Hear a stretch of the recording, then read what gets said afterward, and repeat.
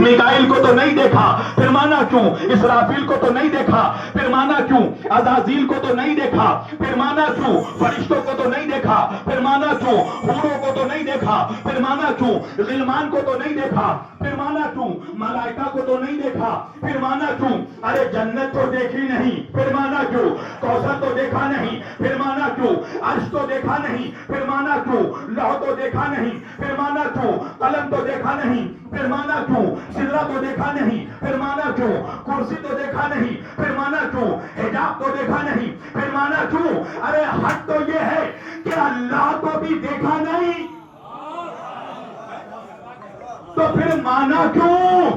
تو دنیا کا 2 ارب مسلمان مل کر مجھے کہے گا ارے مولانا شبیر علی وارثی دیکھنے کی ضد کیوں ہے؟ جب نبی نے کہہ دیا تو ہوگا۔ ہائے ہائے توجہ، جب نبی نے کہہ دیا تو ہوگا۔ میں نے کہا سبحان اللہ مسلمانوں، تمہاری عقیدتوں پر میری جان قربان، تمہارے یقین پر میری جان قربان، تمہاری محبتوں پر میری جان قربان، کہ تم نے کچھ بھی نہیں دیکھا مگر تمہیں اپنے نبی کے کہے ہوئے باتوں پر اتنا یقین و ایمان ہے کہ تم نے کچھ بھی نہیں دیکھا مگر نبی کے کہنے پر مان لیا۔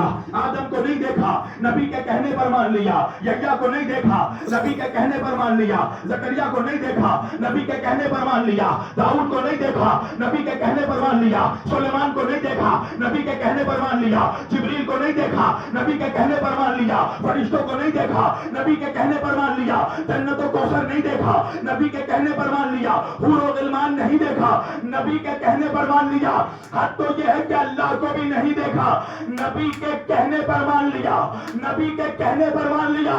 میں نے کہا مسلمانوں ذرا ہوش کے نہ کھول لو، جب 1,24,000 نبیوں کو، جنت و کوثر کو، فرشتوں کو، انبیاء کو، اللہ کو بھی تم نے دیکھا نہیں، نبی کے کہنے پر مان لیا، نبی کے کہنے پر مان لیا، تو پھر اسے کیوں نہیں مانا جسے 1.25 لاکھ کے مجمع میں نبی نے دونوں ہاتھوں سے اٹھا کر کہا من کنتم مولا۔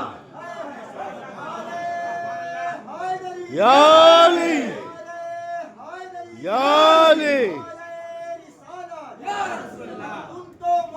علی علی علی علی علی علی علی علی علی علی علی علی یا رسول اللہ۔